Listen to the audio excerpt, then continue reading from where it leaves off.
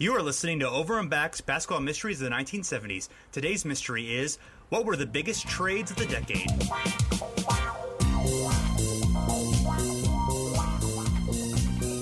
Before we get to the show, I want to tell you guys about Fast Break Breakfast. It's a fellow Hard Paroxysm Network podcast. If you watch League Pass every night but aren't listening to Fast Break Breakfast, you are missing out. It's what happens when you get two musicians and a comic who are overeducated, underemployed, but share an obsession about the NBA, 90s movies, and conspiracy theories. So make sure you subscribe to Fast Break Breakfast, a podcast for serious NBA fans that is incredibly not serious. And now let's begin. Hi, I'm Jason, and with me today is the man behind the NBA Trades Twitter account, blog, and podcast. Rafael, welcome back to the show, sir. Thanks for having me today. I'm really good old-fashioned trades. That's my type of topic. Absolutely. So, the thing that I noticed is, other than Wilt Chamberlain, who's, of course, a special case, in and of himself, pretty much all the NBA legends up to 1970 had not been traded. Almost all of them were, stuck with one team. George Mikan, Dolph Schayes, Bill Russell, Paul Arizin, Bob Cousy, Bob Pettit, Jerry West, and Elgin Baylor. I mean, most of those guys, were pretty much associated with one team. But, suddenly 1970 comes along. There's already been a little bit of expansion. The league's at about 14 teams at this point from 8 just a few years before. And then a whole new league has been created, the ABA, and just massively increased the size of the player pool. Guys like Rick Barry have already jumped leagues. So it's a different ballgame, and I feel like that was kind of a point in time in which suddenly those guys are starting to move on to different teams. Suddenly, like Oscar Robertson, Kareem Abdul-Jabbar, Rick Barry, Julius Erving, Earl Monroe, George Gervin, Tiny Archibald, Pete Maravich, guys like that, all through the early 70s are, either they're already legends or they're kind of establishing their legend, but all of them are, fair game for being traded. Yes, indeed. And I always wonder if it sort of has to do with the growing, players taking more ownership. That constant push and pull from ownership versus the players. Unfortunately, that's such a big thing. Well, not unfortunately, but that's such a thing that we see today, that it's that natural growth and eventually leading to where we are today with players and owners and their relationships. Yeah, and I think this contributes to sort of the messiness of the 70s in a sense. There's the lack of the dominant team of the decade like there are in the most of the other decades in the league. There is like I said, so many teams moving, so many teams being added and subtracted to leagues. There's just so much. It's almost hard to keep track of it unless you really, really study it hard. I mean, the other decades, there are some simple, easy storylines. The 60s, you obviously have the Celtics and the battles with Chamberlain and the Lakers. In the 80s, you have Bird and Magic. The 90s, you have Jordan. But the 70s, there isn't necessarily that one dominant thing that that you focus on right away. So it's makes it kind of harder to dive into just initially. I agree. It's really tough to sort of get a feel for why a lot of these trades were happening. But it's, to me at least, I find it really interesting to see what happened with why these superstars or why this all of a sudden now. I can only imagine at that time, you're used to Bill Russell staying on his team, and you're used to Arizin and Mikan and all these other people from the 50s and the 60s. And so this must have been a shock for people to see your best players moving on. Yeah, totally. And it's and obviously, there's changes with the money as well. The money is increasing. The finances are going to drive a lot of these trades as we'll come to see. So it just obviously so much revolutionary impact, which makes it the decade fascinating to examine, but just hard to draw clear and simple conclusions in. So the first trade I'd like to talk about is from April 21st, 1970, the end of the 1970 season. Oscar Robertson traded by the Cincinnati Royals to the Milwaukee Bucks for Charlie Polk and Flynn Robinson. There had been kind of bad blood between Robertson and the Royals for a few seasons. The early part of the 60s, the Royals are a pretty stout team. challenging the Celtics, made some deep runs against them. Took them to 7 games a couple times, never obviously got over the hump there, and then started to they had a hard time replacing Jack Twyman, who was kind of Robertson's top teammate for a while. Jerry Lucas was there, but the chemistry or whatever it was didn't quite work. They made some bad decisions, and just overall, there was kind of a Bush League atmosphere for that team. So there have been some bad blood there. And then when Bob Cousy came in as the Royals coach, that situation didn't work out very well either. And Robertson later said that in his autobiography that Cousy tried to belittle my contributions to basketball. It still bothers me. People say I should forget, but I'm not going to forget ever. All I did was make All-NBA 10 straight years, and to hear that I hadn't done enough, it still bothers me a lot. So, Oscar's definitely a guy who... has had a lot of pride and had a lot of and stood up for what he thought was right. Also was a kind of a demanding guy who asked a lot of teammates and could rub people the wrong way. So it's kind of hard to know to kind of assign any blame for what happened there. But obviously, it seemed like it was time for a change. The Bucks are this young and up and coming team with Lou Alcindor, soon to be Kareem Abdul-Jabbar coming up, and Oscar being sent there certainly turns them into a title contender. It definitely, I mean, like that, and that's sort of like the crazy thing when you think about it.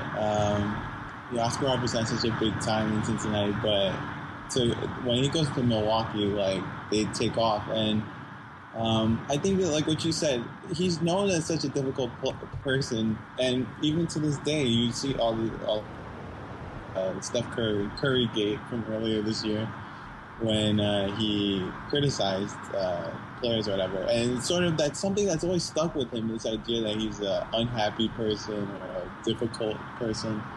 But getting back to like the trade, that's such a he had such issues with the team, and that's sort of that situation where the Bucks totally just made out with like getting this like big time player and not really having to give up a true like equal talent or equal value for what they got in return from Cincinnati. Yeah, I mean, Flynn Robinson was really the only player. He was in 70. He had averaged 21.8 points and 5.5 assists. So he wasn't a bad player, but didn't really do much in Cincinnati, and then kind of was a journeyman for the most part. So it didn't necessarily seem like quite as bad of a trade as it did later. At that point, Robertson was 30 or 31, so obviously getting older.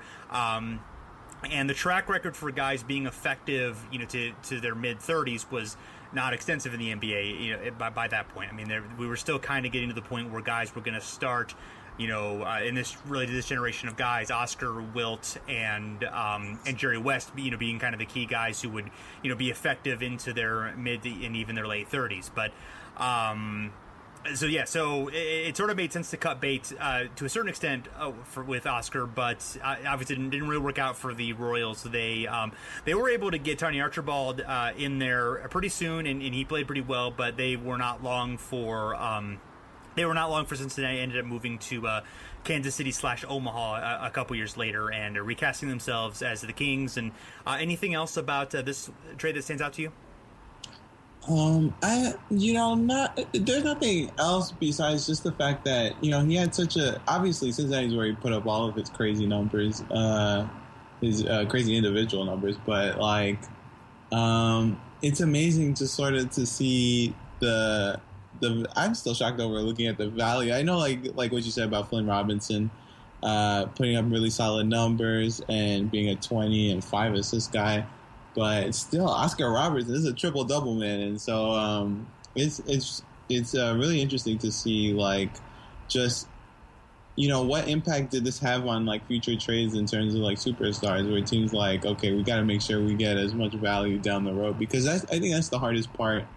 I think when we look through all trades that involve like superstars, what are you getting of value? Are you going to get players of the future? I think that's the hardest part, is especially in 1970s trades. A lot of them don't feature like draft picks being involved in trades. It's sort of just like random players and not really getting as much in return. Whereas nowadays we see, you have to offer 3 first rounders to get a superstar nowadays. So, it's really interesting to see. Yeah, and there's definitely at that point, draft picks were not valued in the same way that they are today. And considering having an idea of like wanting to keep your draft pick 3 or 4 years down the road, that was just not in anybody's thinking at the time. It was, like throw it in if you need to or whatever. The very few teams were valuing them to the degree that they, of course, are valued today. There's a number of reasons for that. So we interrupt this great podcast that you're listening to. My name is Kevin Rayfuse. I'm Tim Tompkins. And I'm Justin Kuzart. And we host the Drive and Dish NBA podcast. We cover every team in the league and a bunch of really fun segments like Random NBA Player, Drive and Dougal, and Hot Takes from Reddit. So when you're done listening to this podcast, give us a search on iTunes or whatever podcast streaming app you're listening on. We're also at driveanddishpodcast.com. We are the Drive and Dish NBA podcast. The next trade of interest is Jack Marin to the Houston Rockets for Elvin Hayes, who went to the Baltimore Bullets, who were soon to move to Washington, D.C. This was June 23rd, 1972. And the Rockets had drafted Hayes right after they had become an expansion team in the 68 season. And then they had actually moved the year previously from San Diego to Houston. It was a very hasty move, and the Rockets were not really that well accepted in Houston. There was a feeling that Elvin Hayes being there, who had started at the University of Houston, would have been a big draw for them, and that was not really the case. Hayes, in this trade, it didn't seem as bad at the time as it later seemed. Like, Jack Marin was like a pretty good player. Definitely seemed imbalanced, but Marin was like he was a guy who had been part of some of those good Bullets teams. The idea of kind of throwing him in there and maybe an improvement in chemistry and that sort of thing made it seem like okay at the time, but it definitely was one of the more imbalanced trades in NBA history. Yeah, it definitely was. I mean, I think that's sort of like the whole issue with his personality and whether he rub people the wrong way. And I guess it's funny because we just talked about that with Oscar. But in terms of like a value, I mean, he put up great numbers throughout his career, and obviously he would go on to even bigger and better things in Washington or Baltimore, playing with the Bullets and partnering up with Wes Unseld. Yeah, and they would make 3 finals appearances in 5 years or 6 years from 75 to 79, and win that championship in 78. So they were very successful pairing for each other. And it wasn't necessarily like an immediate, like you would think that they would fit, because they're both big guys. They both were playing center at the time. In fact, it's funny. There's actually there's a famous story about that I heard, or a story that I heard the other day, where Elvin Hayes was complaining that they needed better play from their center, and then Unseld heard that, and he's like, I thought he was the center. So just as funny, given that, because they were both kind of non-traditional players, because Hayes was the bigger guy, but he was more kind of perimeter oriented. Unseld was a smaller guy, but he was so bulky and such a great rebounder. But they were able to. They did have a lot of success coming off that. Hayes averaged 21.2 points and 12.7 rebounds over 9 seasons with the Bullets. Actually would end up back with the Rockets after that and finish his career with the last few years in Houston. And then, Marin, he had been an All-Star in 72. He had kind of one more good season and then pretty much fell off after that. One thing that Hayes was feuding with Tex Winter, who was the Rockets coach of the time. Of course, Tex Winter, later famed Lakers assistant, who was one of the forerunners of the triangle offense. And there's a Sports Illustrated article by Peter Carey that says most coaches admitted they would rather take arsenic than Elvin Hayes, and talked about having a fragile ego, and he ultimately stormed and insulted criticism, was very sullen with his teammates and coaches, and then at a press conference announcing the deal, Gene Shue, who was the Bullets coach, asked if this was strictly 1-for-1. He said, no, he replied, we get Elvin's psychiatrist too. So that's a obviously funny thing to do. But yeah, they worked out very well. They were able to kind of, there's a good post at Bullets Forever that talks about how they had a double post offense dominating on the boards, and they also, the two of them paired with really three really fast guards to kind of play up tempo fast, which you wouldn't necessarily think about, given Elvin Hayes, but I guess having the guards there able to kind of run up and down the floor, and the big men to to trail when necessary, but also to be able to stay back.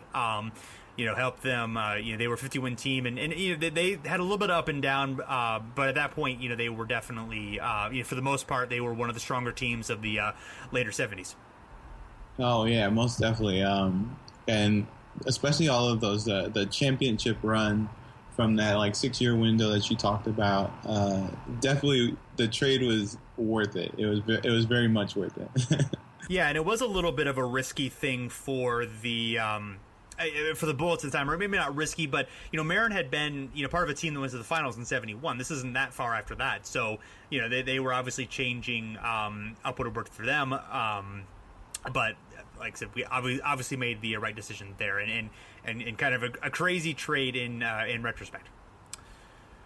So next we go to the ABA, and the ABA, like most of their trades, I feel like, or at least the most famous ones, are this guy sold this really great player for money because they were about to run out of money. I feel like that's basically the way that the ABA operated, or they would make weird trades for draft picks. I feel like that the actual good player for good player trades in the ABA, or even elite level player, for the most part weren't happening. It was mostly kind of cash deal, and the king of that in the ABA was the Virginia Squires owner Earl Foreman, who had notorious for selling off his players when he had money trouble. He'd already sold Julius Erving to the Nets and Swen Nader to the Spurs at this point. And then January 30th, 1974, he sold George Gervin to the Spurs for $228,000.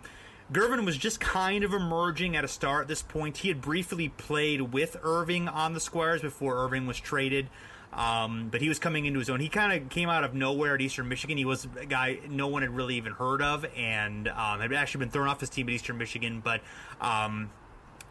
somebody from the Squires had caught him at some sort of Michigan All-Star game, and it offered him a deal and brought him in, and then suddenly they had a prize in their hand, but like I said, they were unable to keep him.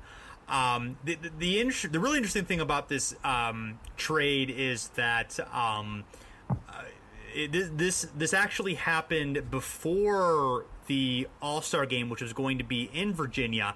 And Foreman didn't want fans to boycott the game. Was already obviously the reputation that they were selling their good players had already preceded them. So the agreement was made, and the trade didn't happen until weeks later. So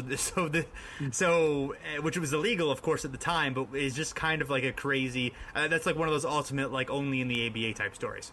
Yeah, that's crazy, and it also shows you just how much financials were. Financials are still involved, but just that the fear of fans leaving affects them trying to make a trade immediately versus waiting after the All-Star break. That's crazy though. I had never heard that one before. Yeah, it's a story in Loose Balls, so it's a really good. It's a obviously Loose Balls is an incredible amount of stories, but that's one of the favorite ones. basically, they made this deal in a bar, and then they called to get they called the bank to get the money, and then he brought 15 minutes later. It was Angelo Drosas, the owner of the Spurs, had recounted the story later of trying to make this deal before he had a chance to take it back. And so then Gervin plays really well in those few weeks and was great. So Foreman, after the All-Star game, was I don't want to do this, and he tries to back out of the deal. And in fact, he was supported by the ABA commissioner at the time, and he said, he said, no, I wouldn't approve the trade. He'd already essentially frozen the Virginia roster because he didn't want any more of these types of trades. And then Drosis is hey, he threatened a lawsuit, and then he has this letter that reads, blank you, a stronger letter will follow. So, and basically the ABA didn't do anything about it, and then Gervin ends up with the Spurs and then ends up being the Spurs franchise player, and helps them to later ABA and of course NBA success. So so that obviously worked out very well for the one team, and then Virginia folded a month before the ABA NBA merger, and then was out of the the cash settlement or being merged into the league. So it did not work out so well for them. Yeah, most definitely. So the next one is actually two trades, but I think they're related enough that they are interesting. One of my favorite parts of our Basketball Mysteries of the 1970s series is our awesome logo. It does a perfect job encapsulating exactly the tone and feel we wanted with the series. Well, today I have some exciting news for you. The illustrator of that fantastic logo, Daniel J. Rowell, has made the logo, the Cream and Dr. J head, as well as a bunch of other of his art available to purchase at danieljrowell.com. Simply go to danieljrowell.com, that's DANIELJROWELL.com, click on merch, and you can buy sweaters, coffee mugs, shirts, and more featuring Daniel's art. Now, just in case you're still on the fence, do know that Daniel can hold a piece of toast in his mouth for a solid 45 seconds or so without dropping it. Plus, if you need a little bit more convincing, his aunt has described these shirts as fabulous. Again, to buy your tea, mug, or anything else that your little heart desires, go to Daniel J. Rowell, that's DANIELJROWELL.com, and click on merch. The first is October 24th, 1975. Spencer Haywood traded by the Sonics to the Knicks for Gene Short, a 1979 first-round draft pick, and I believe the amount was reported as $1.5 million. Haywood had been a four-time All-Star in Seattle, but then he had feuded with his coach Bill Russell, which we talked about a little bit in our one of our WrestleMania episodes. And despite leading the team to its first playoff appearance in history. And then a year later, December 9th, 1976, Bob McAdoo, the former MVP just a year and a half earlier, was traded by the Buffalo Braves with Tom McMillan to the Knicks for John Gianelli and cash. I believe it was like $3 million or $2.5 million. I'm forgetting the exact figure, but it was a lot of money anyway. And the cash was John Gianelli was all right, but it was definitely a most of a crash transaction. And this is, both these trades kind of combined are considered a watershed time for the Knicks. They're most of the players that were on those classic Knicks teams, which you and I are going to talk about in a future show, had been cycled out by this point. Frazier was soon to be gone. Bradley was just about to retire. DeBusschere and Reed had already retired. So they were trying to obviously replace those guys. And this is kind of considered instead of getting this, you're trying to find like this cohesive chemistry that you had in these guys and finding these pieces that fit together. It was more of a get these big names and try to make it work. And Haywood and McAdoo were both, power, kind of perimeter oriented power forwards. And the mix for that reason and for that reason and for other reasons did not work out so well. And it sort of ran like so counter to what the Knicks had been built on during those two championship runs. Is just that was like a team of like guys who fit together perfectly. From like all the players, Clyde Frazier, Dave DeBusschere, Bill Bradley, and Willis Reed. But like what you said, these two big time scorers who play a certain style of basketball just didn't fit with the people who had stayed from that previous regime, like Walt Clyde. So it's just it's really it definitely shows you that how important chemistry is, even like outside of just like talent. From because Spencer Haywood and McAdoo are two of the best scorers that you could imagine in NBA history, league history. So it didn't work out, and obviously, like you said, that there were some issues and there was some stuff that happened in terms of like Red Halsman's relationship with them. But yeah, it's just they're great scorers, but it clearly for them it didn't work out in New York. That's the toughest part. Yeah. And as a Knicks fan growing, I mean, obviously I wasn't around for that time, but that had to be hard to go from two championships to the heightened expectations with bigger stars and not performing up to that level from previous years. And you can definitely draw a line between, these two acquisitions and the larger Knicks philosophy for the past now almost 40 years of acquiring these big names, but it not really necessarily working out either for chemistry reasons or for, these guys are fears past their prime type reasons. But, you look at this era, you look at, some of the, obviously the Isaiah era in the late 2000s, and now, what they've kind of done with Phil Jackson coming into this year with looking, Derrick Rose and Joakim Noah, and, wondering if that's, if they're repeating that same mistake. Maybe it'll work out this time, who knows? But it's interesting how much of that we've seen in Knicks history. Yeah, it's a pattern that keeps on going, and I mean, it's sort of like anything with history. You're always like doomed to repeat it if you don't like want to actually pay attention. I guess the Knicks have never chosen to pay attention to what they've done in the past. And you're right, like even up to this point with Carmelo and Amari, like that whole thing, that they've always committed to going after high-priced free agents. Every free agency they're into. They were trying to speak to Kevin Durant, and look at what happened. So it's just they're always trying to go after the biggest free agents and using the pull of New York City to attract people. But that is hard because you're not really building chemistry. You're always like leaving your cupboard empty so that you can go after superstars in free agency. But then that always puts you in really difficult positions, because you're trading usually young assets or like draft picks. So, yeah, absolutely. And Haywood, there was definitely, according to Red Holzman, a lot of pressure for him to replace DeBusschere. And, they were completely different style players. DeBusschere was, this rugged, defensive-minded guy who, what was like 7 straight all defensive first team players, and and Haywood was he was a productive scorer, but he didn't have that same size and ruggedness that DeBusschere had. And then McAdoo came in.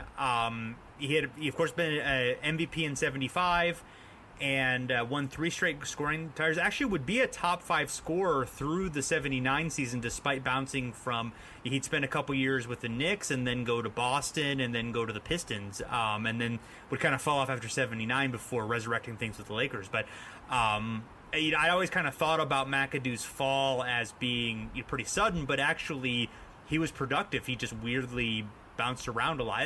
And this is an interesting thing I think about some of these late 70s trades. A common theme in a lot of them is that there are these guys who are sort of primed to be the next superstars. Haywood and McAdoo, Pete Maravich I think fits that as well. And but a lot of them, there's, kind of, they get traded like once or twice and they end up bouncing around.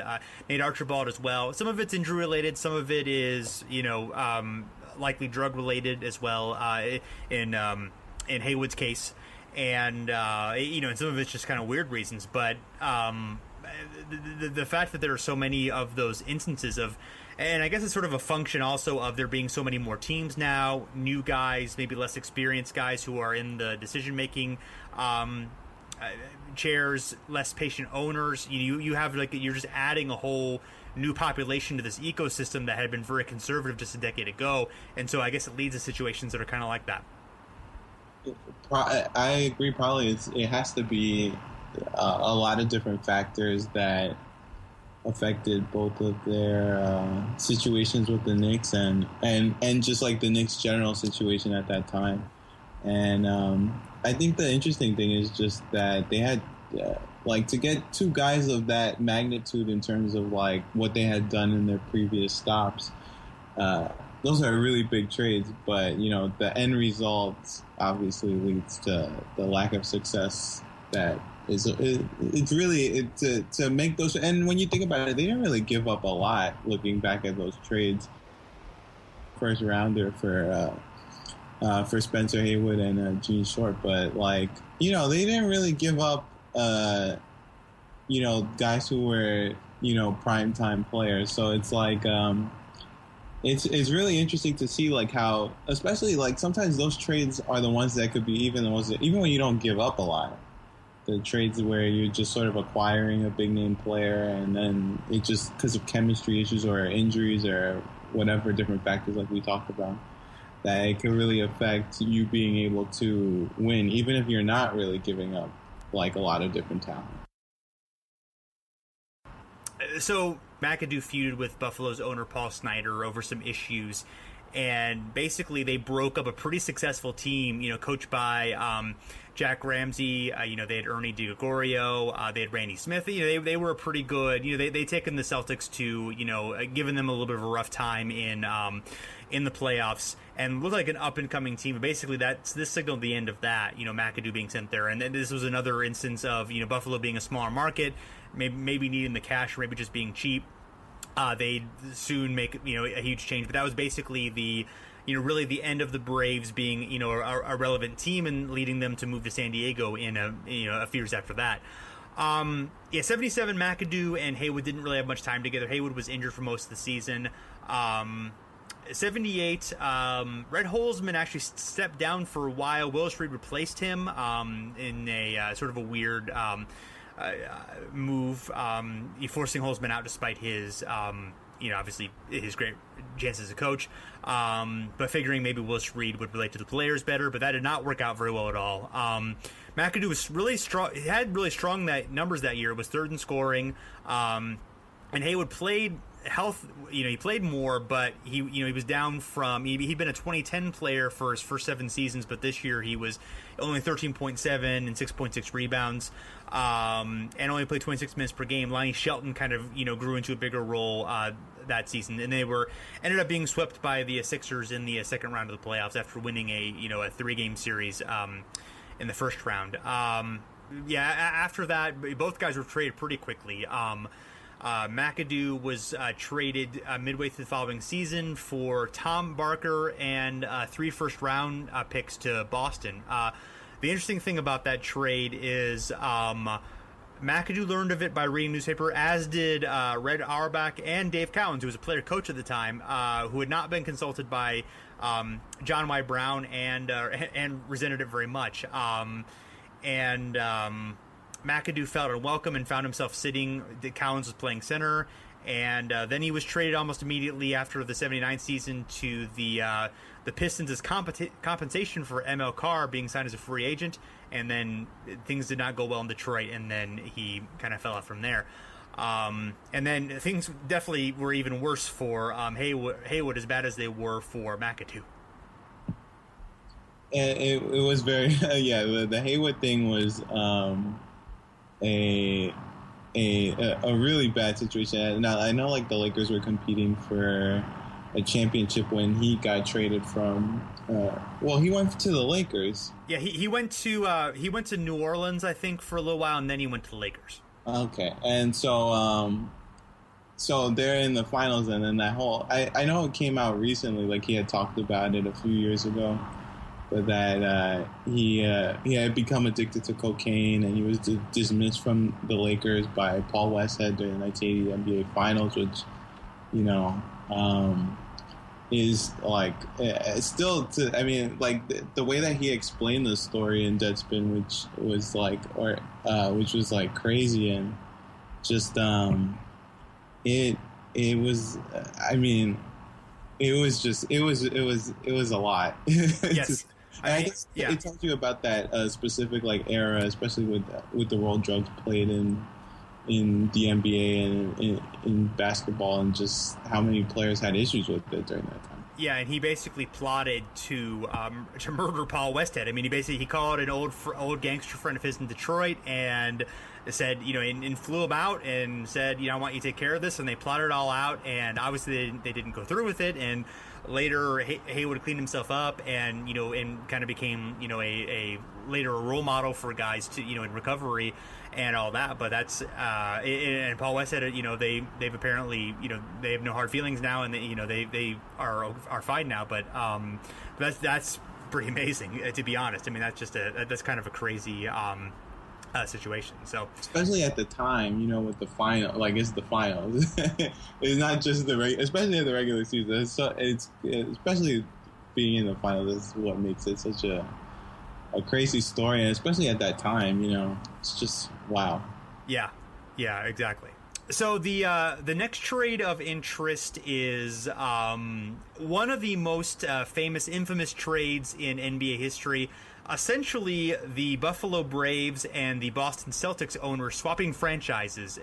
This took place in June 1978, and it led to a trade between the two teams on August 4th, 1978, and it was Nate Archibald, who was traded.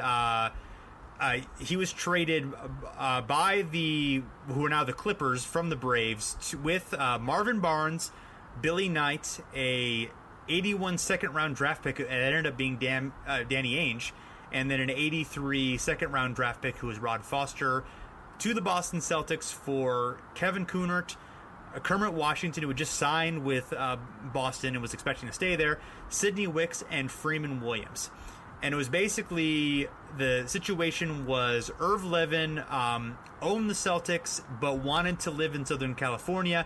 He obviously knew that he could not move the Celtics, the prize team of the NBA, to Southern California. So he had convinced John Y. Brown, who had been the owner of the Kentucky Colonels. He was a owner of Kentucky Fried Chicken, probably more importantly than even the Colonels, but he had been an owner before.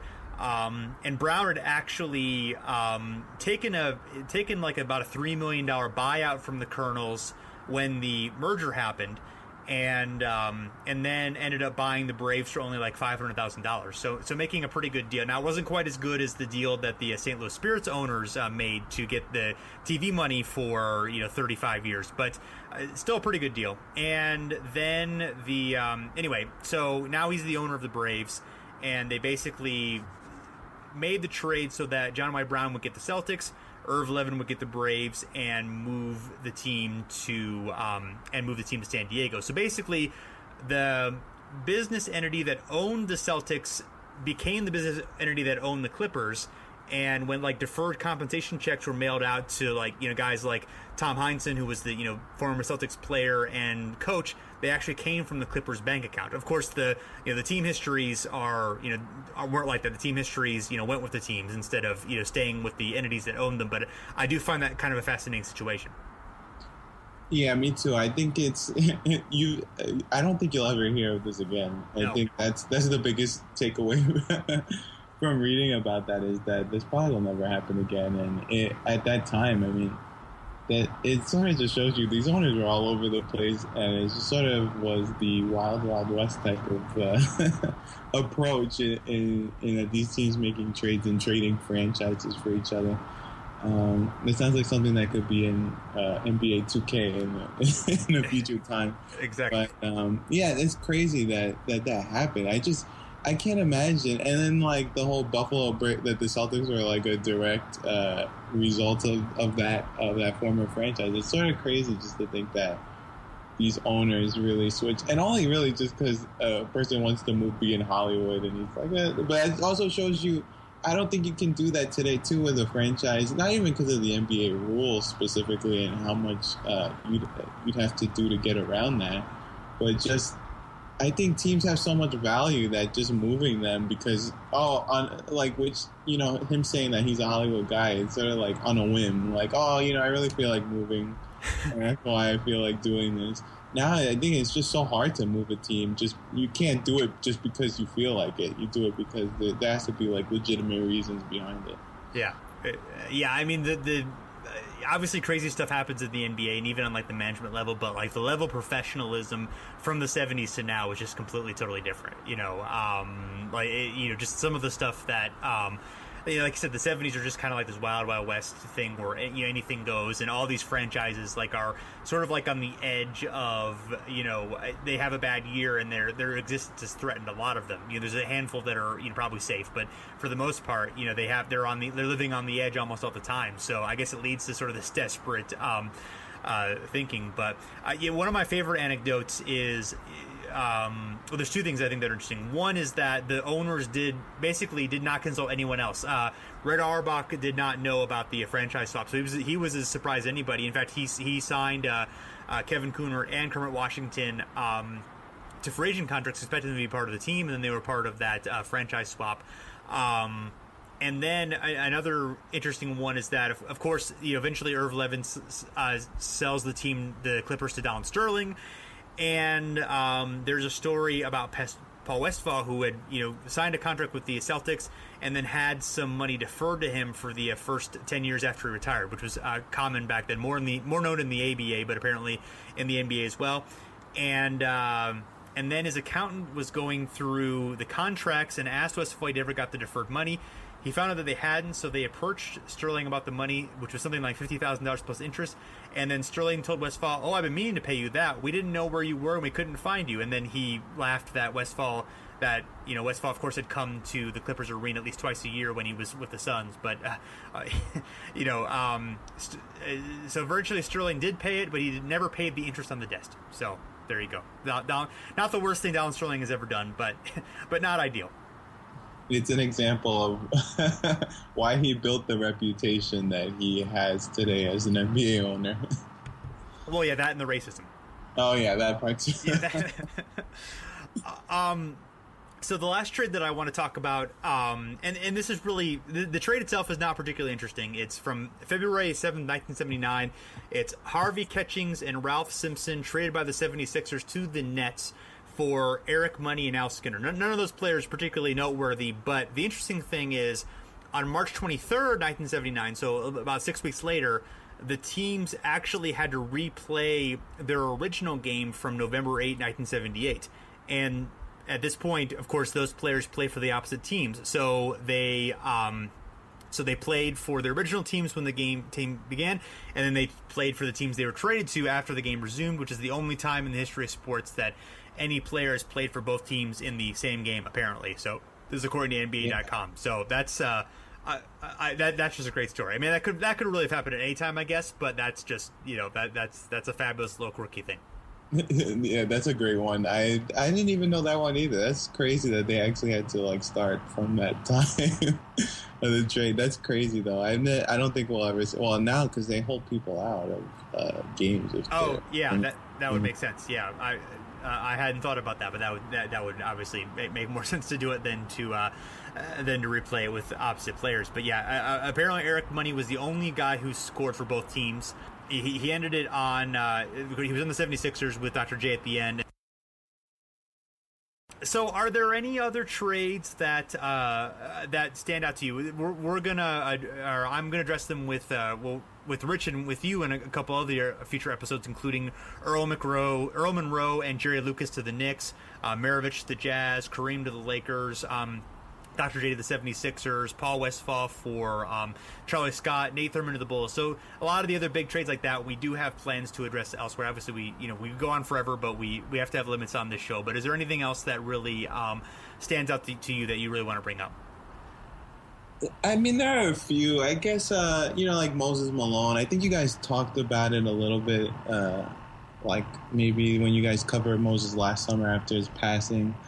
He was traded twice in the span of a month, from Buffalo to Portland to Houston. I thought that was really interesting, just especially because at that point in his career, he had been in the ABA for a little bit, and then he was trying to find his way in the NBA, and so he gets traded, and then he couldn't agree on a contract with the Blazers, so they traded him right away, and then he goes to Houston where he builds two out of his 3 MVPs, and he makes the All-Star team. I think 5 out of the 6 years, and they make the finals one year when they lose to Boston.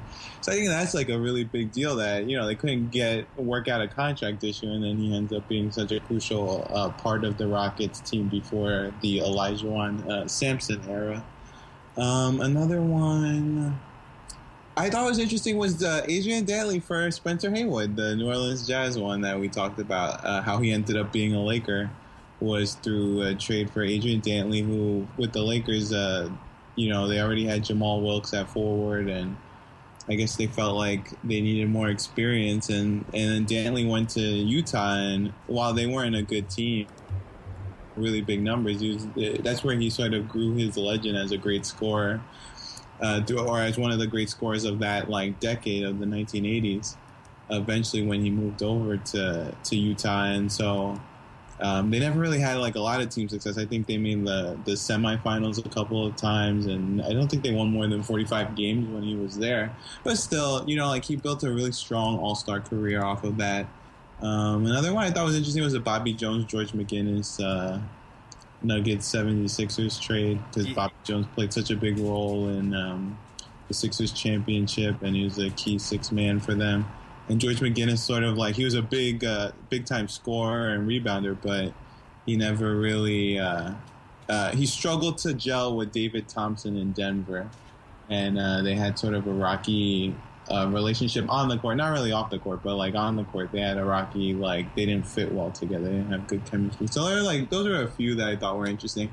And I think like one thing to note on is just how many trades feature or how many trades can be mixed up with like compensation, and how many draft picks end up going to places just because of a person signing somewhere and teams being compensated for it. So, yeah, it's really interesting. Yeah, I mean, compensation is kind of a weird that's a weird wrinkle that kind of add to all this, because that basically, for those who don't know, free agency started right at the end of the 70s, and they had for the first few years it was a compensation system where you could sign with a different team, but then either the teams had to agree on some compensation, or the NBA commissioner would order, compensation for the players. So, it really essentially was adding up to trades. And then after that, they got rid of compensation, but then they had what was essentially restricted free agency up until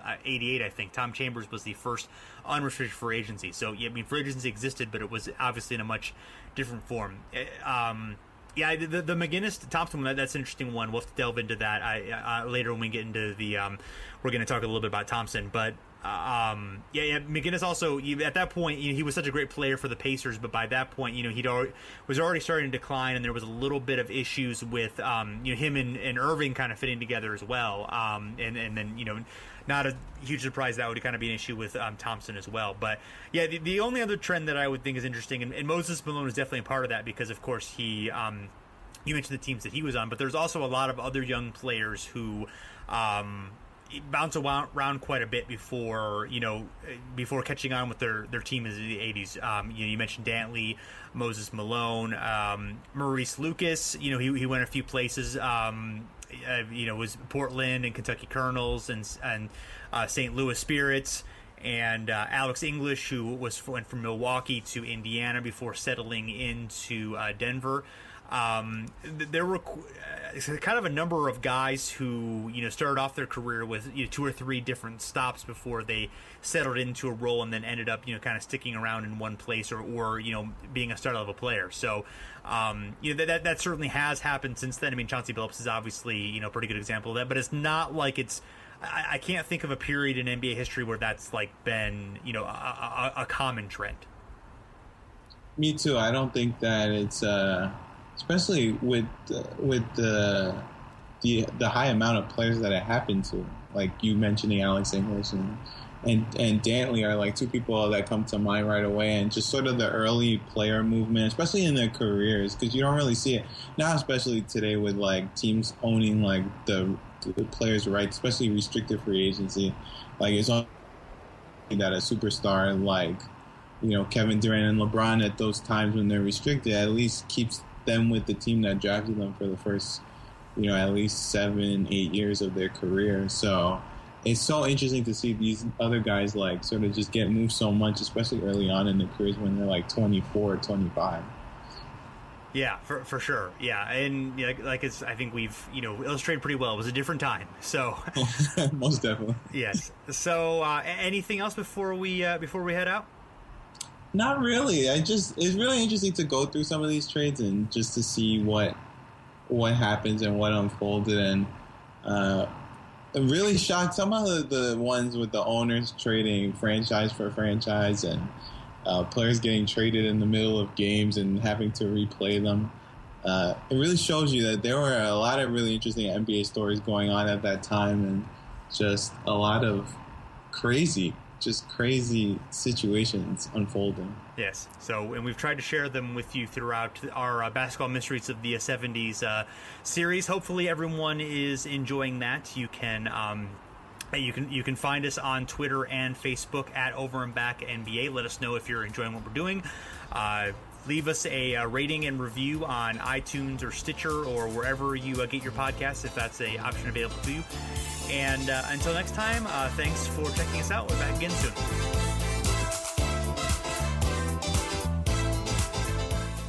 Next time on Basketball Mysteries of the 1970s. It's not that things didn't go well for the Sonics in 79-80. It was actually, they won 56 games. It was the best point differential by far of any of the teams in this run. It was just that kind of the whole landscape of the league changed to some extent with the arrival of Magic